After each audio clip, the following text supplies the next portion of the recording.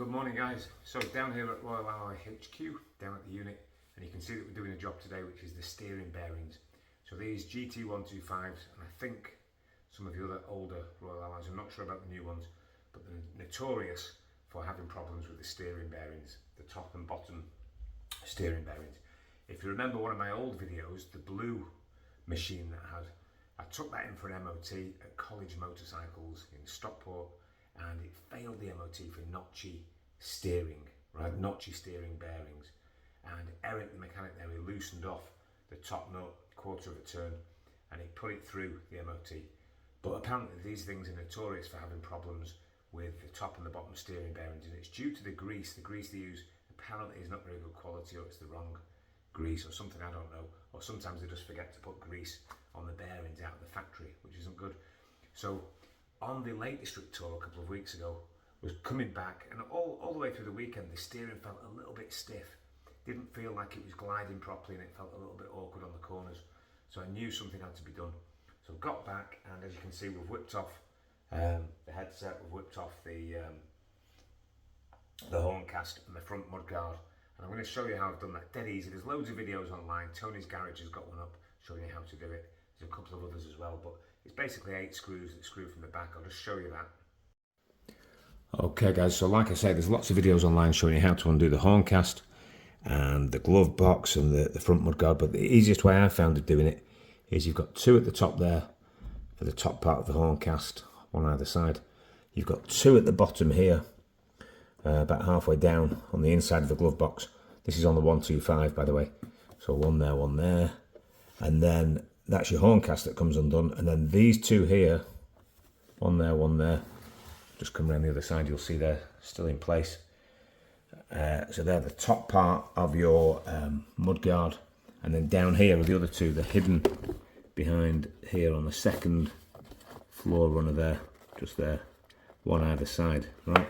So you've got your 8 screws, nuts and bolts, 2 at the bottom, 2 there, 2 there, and 2 further up at the top there, right? So easy enough to get off all in one piece. And the reason I would recommend doing it in one piece is if you start trying to do it separately, you'll see underneath here, you've got 2 screws that hold the horn cast to the mudguard, right? And if that's in place on the scooter, it's almost impossible to try and crawl underneath and start just undoing the horn cast. It's almost impossible to access those 2 screws. So take the whole thing off in one go, and then that removes the front mudguard. It's going to be a lot easier then to work on it and to get access to it and to put it all back together as well. So we're at this point now where we've got everything ready to grease up. And how am I doing it? I've just got a car jack out of my car, and I've put it under the central strut there on the frame. Bit of wood underneath just to give it a bit more lift, and I've only needed to lift it like 1 inch off the ground. Didn't want to use the paddock stands because that would of course have weight bearing down on it, so that's not an option.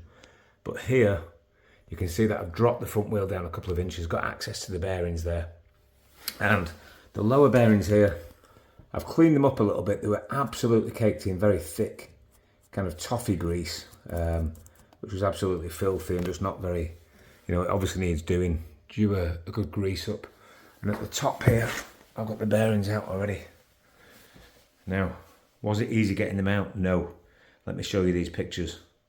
Getting the bearings out is easy, but getting this top nut undone here was an absolute nightmare.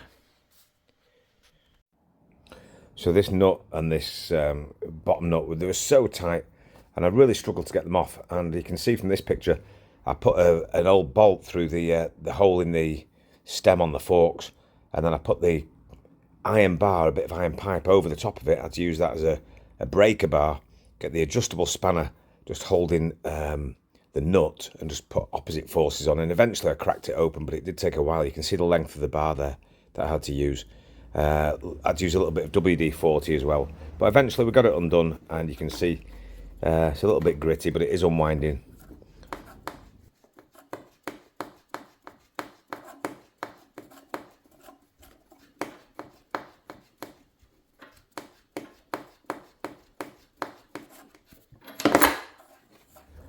So there's a nut there that fixes the leg shields onto the steering column. It's just dropped down.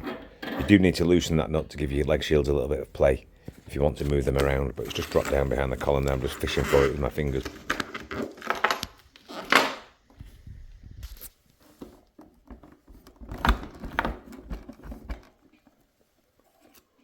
You can see there's the bearings, right? So kind of covered in that dirty yellow grease, all thick, and just trying to get my finger in there and just see what the quality of the grease is like and how they're moving, really.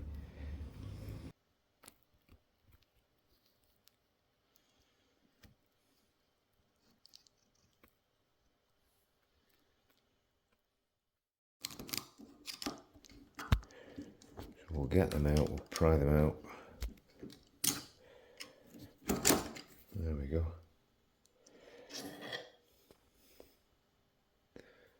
So let's have a look at these on the bench. So, which one's which? That's a new one. That's the one out of the top, right? You can see it moves freely.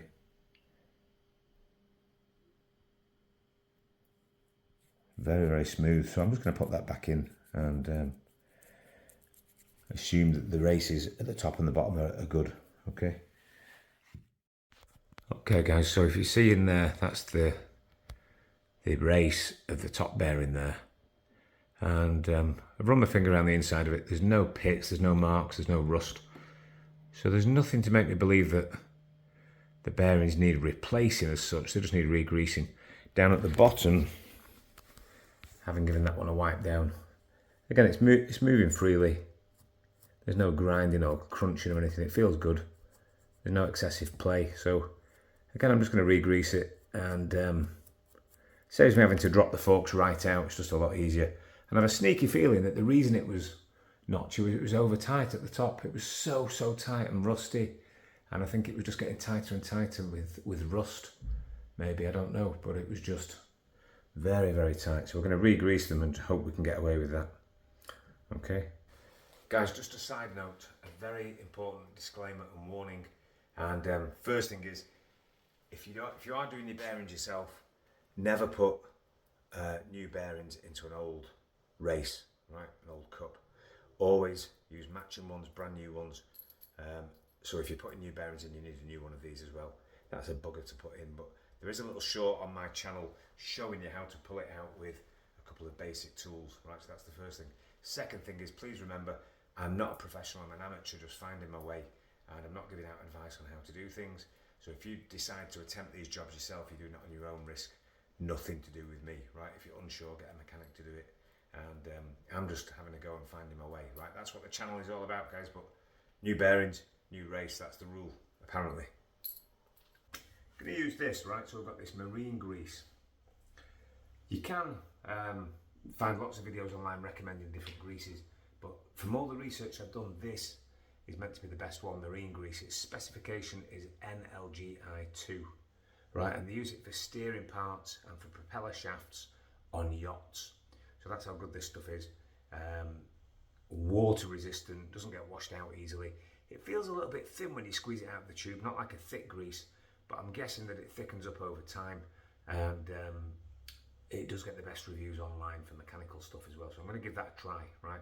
Don't quote me on this. I don't know if it's the best one to use, but from all the research I've done, this is the best one. It was 16 quid for the tube. Okay, get a load of marine grease up there. Inside.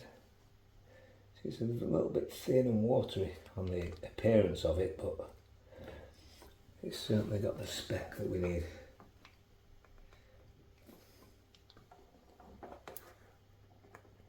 Punch it there so it sandwiches in, and I'm going to work it into the bearings there.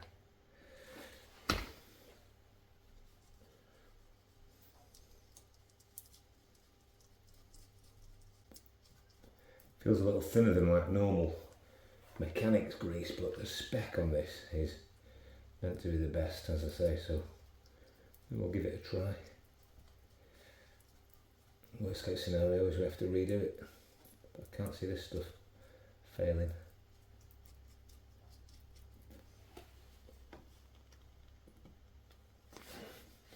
I'm not going to skimp on it either, I'm going to get plenty in there.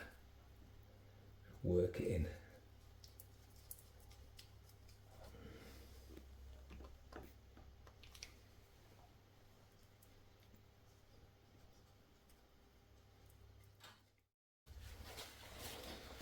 Okay, so I'm going to push the forks back in and get that top nut back on. So I'm going to start lowering the jack down, try and get them bearings seated correctly. Start lowering the jack now.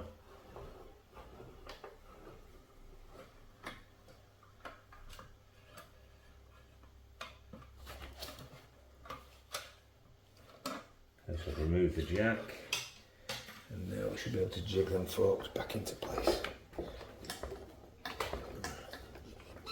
I guess when we get the top nut on, it's going to pull everything in.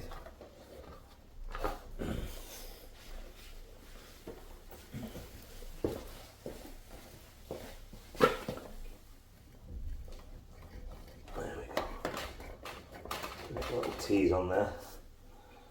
It's on the centre stand as well, so it's not bearing down there.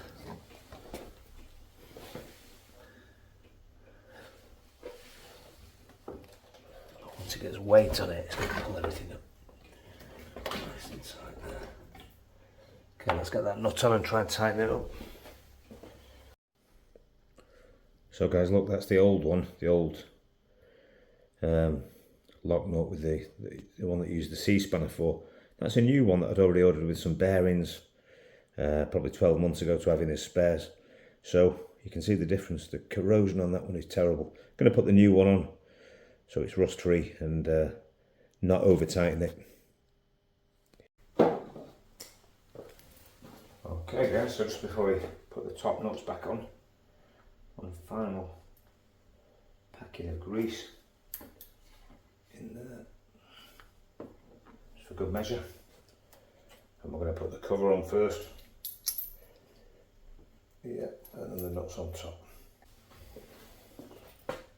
Because if you look at that, there's a raised side on the bottom, or a raised edge, and there's a flat one there.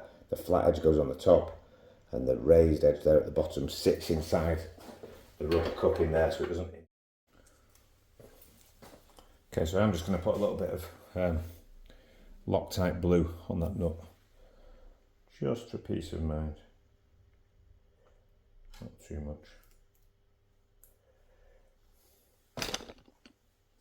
Oops, I hope they can still see. Yep, still recording, good.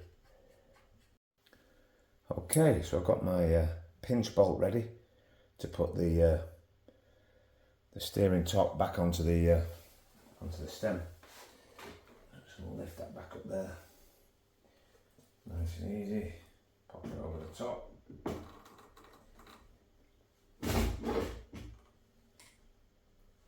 Work that down there a little bit to the lines. There we go. Okay, so that, if I remember right, that goes in from the front to the back.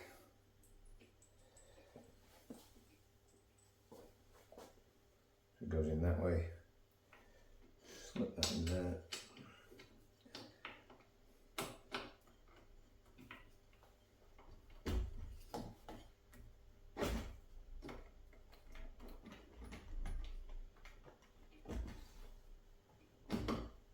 There we go, get it lined up. Push that all the way in, the nut goes on the back, down at the back there. There it is from the top, so that's the head of the bolt, and then you've got a little pinch bolt just inside here in the recess, and that's your nut on the other side there. Just gonna get some wrenches on there, some spanners, just tighten them up. Okay, so you can see there we've got a 14mm spanner on either side, a ring spanner, just a normal spanner from the toolkit, and get that one really tight, because I think when I took that off it was really tight. I don't want to have that coming loose at all. Be a disaster. So tighten that up nicely. So guys, greased the old bearings, re-greased them, and took it out for a little spin, and it still felt a little notchy, right? When it gets to very low speeds, it was kind of gravitating towards the middle. It has a mind of its own, and it wants to do its own thing a little bit at like 5 miles an hour, 10 miles an hour. At 30 miles an hour, it just feels a little unsteady, so it still didn't feel right. Brought it back in, and I've took the headset off again, undone the bolt so I can get back to the top bearing, and I've just loosened the top bearing off like half a turn, right? Just loosened off the top here, right, the top bearings by about half a turn, maybe a bit more, and look at how freely it's moving now. Right, so there's no excessive play back to front, everything's tight at the top. I've tightened the pinch bolt back up in there, and this now is moving very freely, look. Right, it's not notchy in the middle anymore, so I'm guessing that was the problem, just over tightening the top bearings. They were over tight before, and then when I've put them back on, I've maybe tightened them again too much. So I think we're going to be good, right? But we will put the headset back on and take it out for a little spin and see how it performs. We're just taking it out for a quick spin around the estate, and it's brilliant, right? It's brilliant. So I would say that if you're suffering from notchy steering, a little bit sticky, first thing to do is just check. I mean, with hindsight, yeah, it's easy, but yeah, you can grease the bearings, you can put new bearings in, but the first thing I would do is check that top nut isn't over tight. Slacken it off a little bit, tighten them back up together so that you've got the opposing forces locking them in, and then just see if that slackens it off a little bit. And for me, that's worked. I think that was the problem. Top nut was over tight. In the process, I've re-greased the bearings, so that's a good thing. And the marine grease is in. Guys, let me know what you think. First time doing this, well, second time really, when you consider the old scooter, but yeah, I'm happy with it, right? It feels great, it's gliding again, really smooth at low speed and at high speed, right? So it's a win. Guys, thanks for watching, don't forget to subscribe. Alright, I'll see you soon.